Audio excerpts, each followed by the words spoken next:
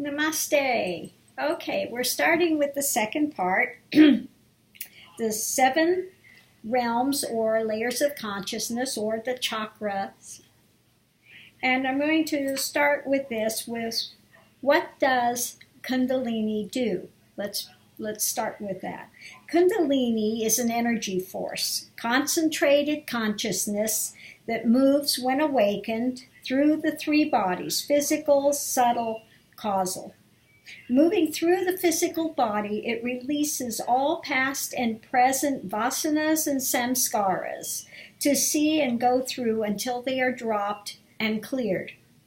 Although having a great impact on the physical form, it in the end has little to do with form at all, but simply to go beyond ego, to merge with the formless constant or pure conscious awareness, the emptiness of being, which all form merges from and returns to. During its upwards journey, you will see and experience many levels, but remember, all are only mind play, movements of consciousness. The power and energy comes to a halt when the Kundalini experience reaches its end destination, which is loss of ego and merging with the source. Within the source, there is only clear light. The power ends as there is no longer any movement.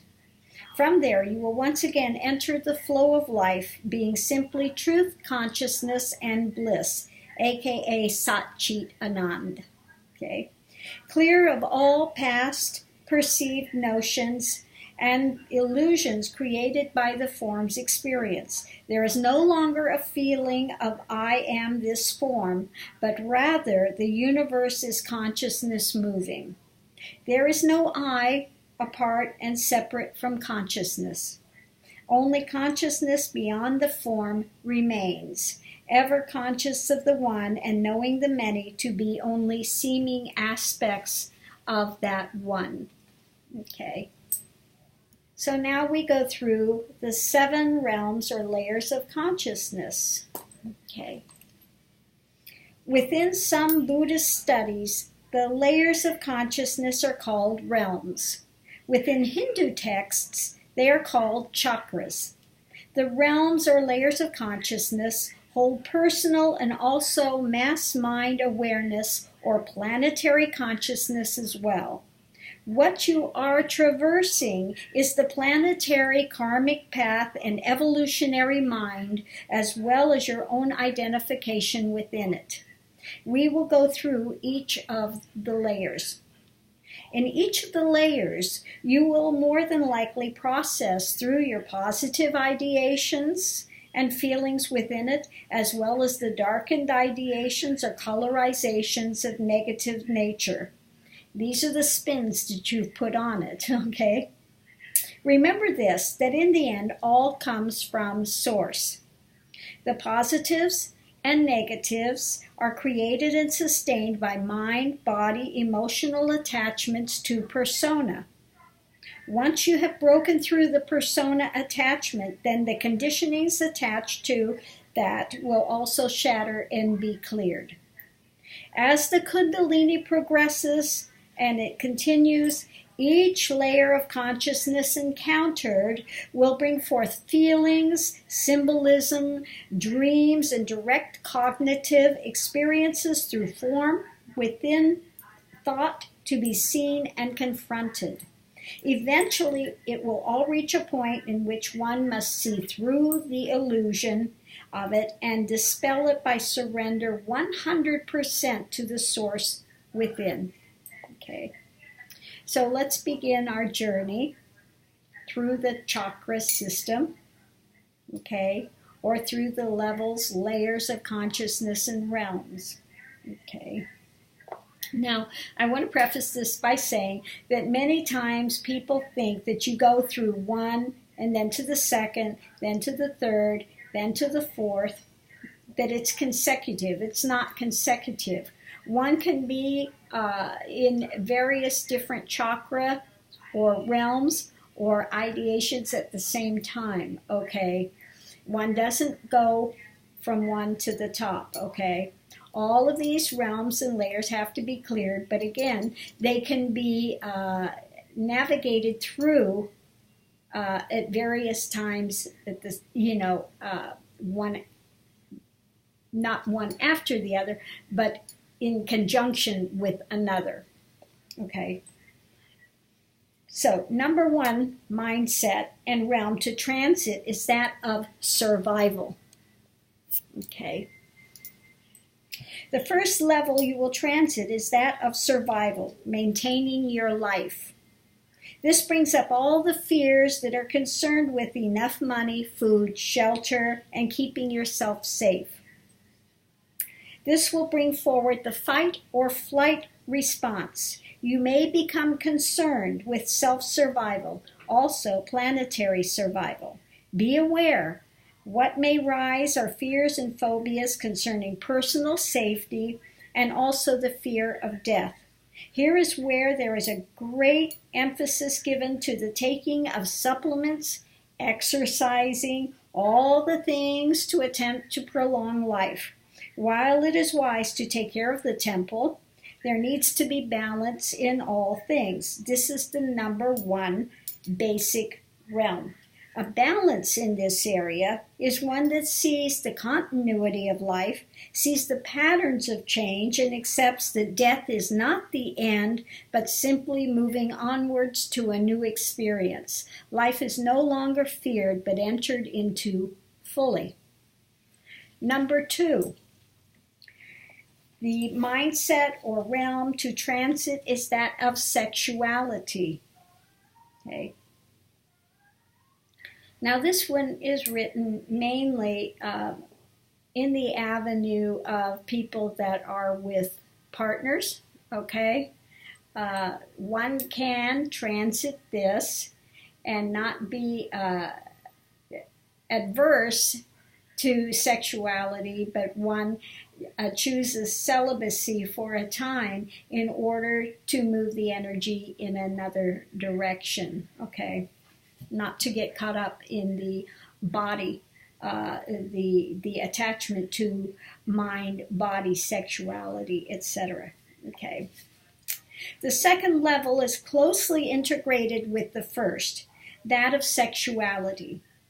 There could be either overabundance, where the sexual energies feel out of control and are indulged in excessively, or it may go the other direction, where they may be turned down or denied. This is a big trap for many. This is why many gravitate towards the practices being touted as Tantra. This type of tantric exercise is a two-edged sword, for it most often is entered into by those seeking a way to use sexual energies to progress. Tantra is not about sexuality, and therefore those chasing after this medium will encounter only more bondage. Many think that this sexual energy must become balanced. Male, female, again, that's a misperception. What needs to be balanced is the outflow. Sexuality is neither to be repressed nor chased after. Once Kundalini begins, balance in all things is required. Repressed sexuality only leads to a mind that runs away in unhealthy avenues. The way to self-realization is not through sexual avenues. Only one whose focus is totally away from self and 100% surrendered within the divine may use this path as a way to liberation. Otherwise, it may become simply another trap of Maya and egoic pleasures in the name of spirituality.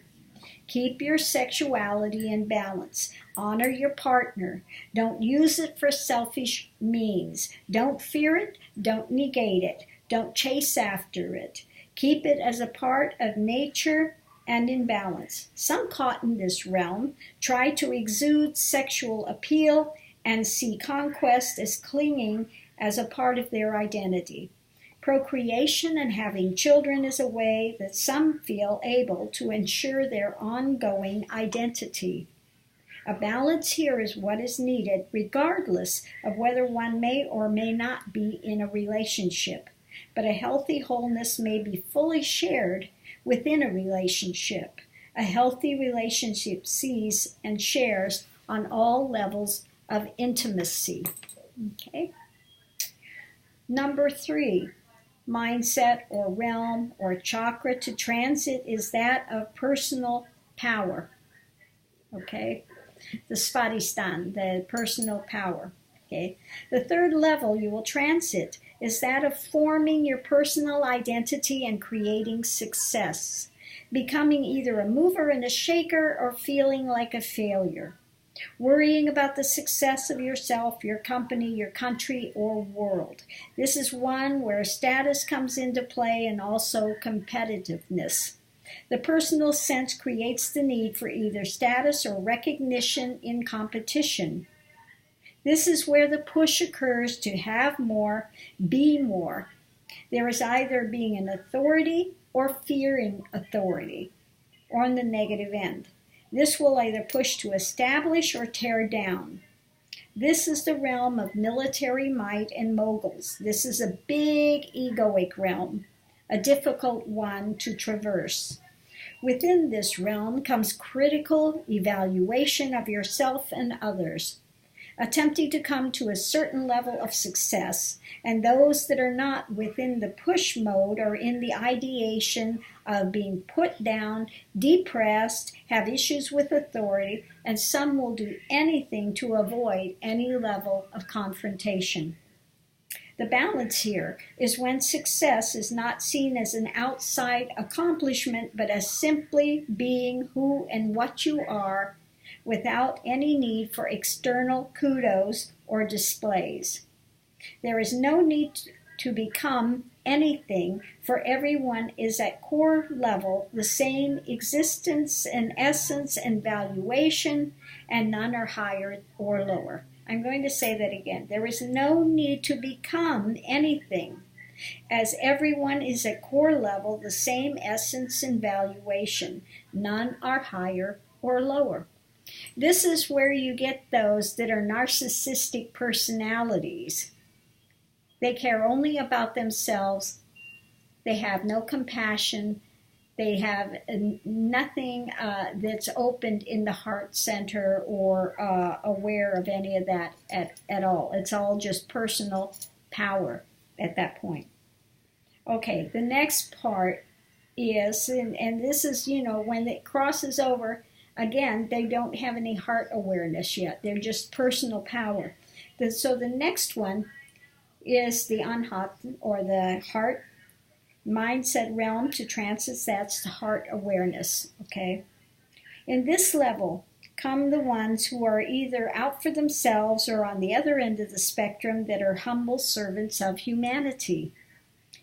Those that have no heart opening are only wrapped up within their own identification and self-serving motions and motives. There's no compassion for others, no thought about anyone's welfare except their own. These are those that fall prey to fill a hole that will not be filled. Then there are the do-gooders, those that perform all the right outer actions but are doing it for self-recognition. These are the humble martyr types. The motive is just look at how humble I am. Many want to save the world, even though they cannot save themselves, and they live in misery. This is a huge hurdle within the spiritual path. Some attempt to help others in a way to fill the hole or gap of pain that they themselves live within.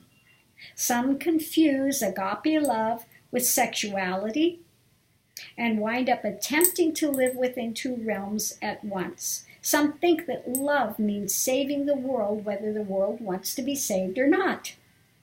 A balance in this area consists of resting within a total wholeness and contentedness within yourself and all life. Moving in a spontaneous motion, compassion and empathy will occur as needed. Agape love is not grasping, but a contented knowing that all are simply part of that one. Love is a sharing of who you are, what you are, and giving what is needed in an appropriate way without looking for rewards. Again, love is sharing of who you are, what you are, and giving what's needed without looking for the rewards. Okay. Number 5, mindset or realm to transit is that of creative endeavor and vibrations. Vishuddhi. Okay. This is the land of dark void, bliss, or poison. This is where words may come through and the insights of various texts may become clear. Here is where you create by voice patterns of energy. Okay, this is where you start doing manifesting from, where you do mantra, where you do call the world into creation by the very nature of words. Okay, all creation is simply energy moved by mind and conceptualization. Here is where you live and speak your truth or error. Here is where you actively enter creation. In the beginning, the Word was with God, and the Word was God. Word makes creationary drama. As you change your focus, your language will also change. You are what you speak.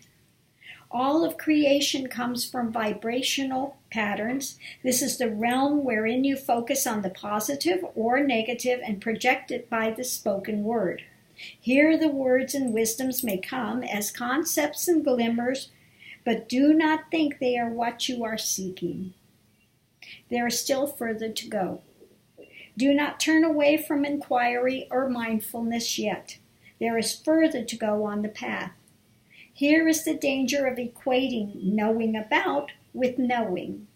Om, the highest mantra that takes one from division to one-pointed focus.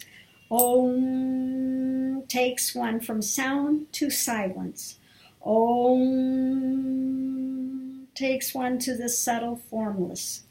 A balance in this area is one wherein balance is entered, where one no longer chases positives or negatives, where spontaneous words of compassion and wisdom flow. So I'm going to say that again. A balance in this area is where balance is entered, where one no longer chases positives or negatives, where spontaneous words of compassion and wisdom flow. Okay. Number 6.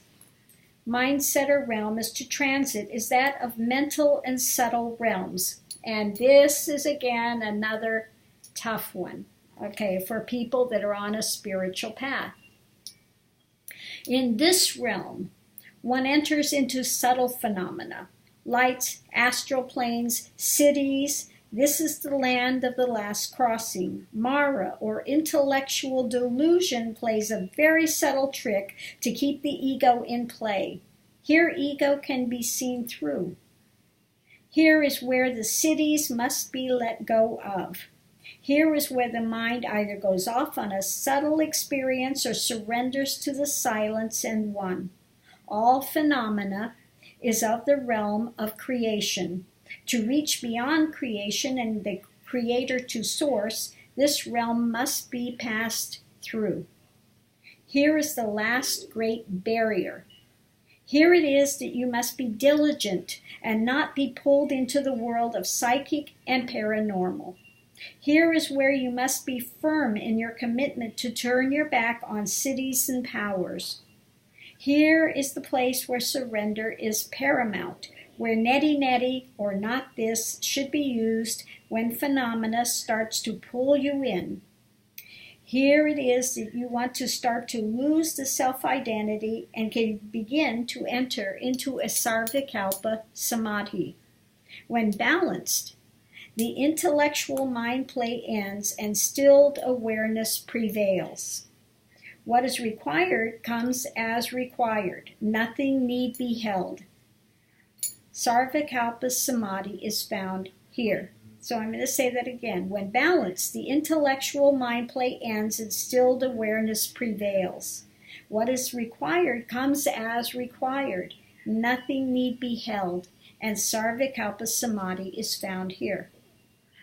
Number 7 realm is entered here, beyond the mind. Okay. Here in this realm, one enters into non-duality. One passes through the demise of the false egoic mind and conditionings, blown out and shatters. What remains is non-dual reality. Here is where one goes beyond mind and senses into a nirvikalpa samadhi, into primal source or essence, the pregnant void of infinite unending potential, place of that which is beyond birth and death.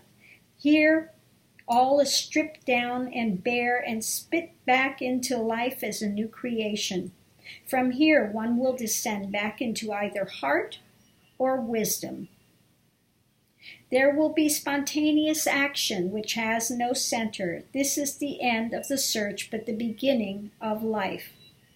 Balance is when Sahaj Samadhi remains, where Advaita Dvaita are ever non-dual in nature, for within integration, within Nirvikalpa Sahaj Samadhi, the world of phenomena and transient are known to be empty in nature. Liberation remains if conditionings in egoic mind are not pulled back in again. So in this last one is when the mind is totally stilled. It does not, again, create other thoughts. It does not attach to realms. It does not attach to any of these things. They now have become merged within Source. I want to say again that going back to the heart center, when one is going up through, before they totally come back from the Nirvikalpa Samadhi to Nirvikalpa Sahaj Samadhi, back into the heart center. But when you're making that journey up, you come to oneness. Okay, and some can take this oneness and think that it's enlightenment. They think that it's moksha. They think that they have entered the end, but really that can come very early in the path, this oneness, this feeling that all is, contained in one, and that one has that bliss of God, that bliss of self, that, that is an early stage. Oneness is sort of like one, but it's not really one yet. One has not entered that fullness, okay, of that falling away, okay? So this is the danger. You have a lot of teachers that want to think that oneness is enlightenment. It's not. That oneness can come very, very early in a path. That overwhelming bliss, that seeing that, everything is connected, interconnected, okay? Everything is interconnected and is one in nature, okay? But oneness is not realization. Oneness is not enlightenment. Oneness is not fully merged in the Source, okay? So I'm going to leave this here. I hope that you've enjoyed it. Thank you for spending this time with me. Namaste. Have a great day. Bye, guys.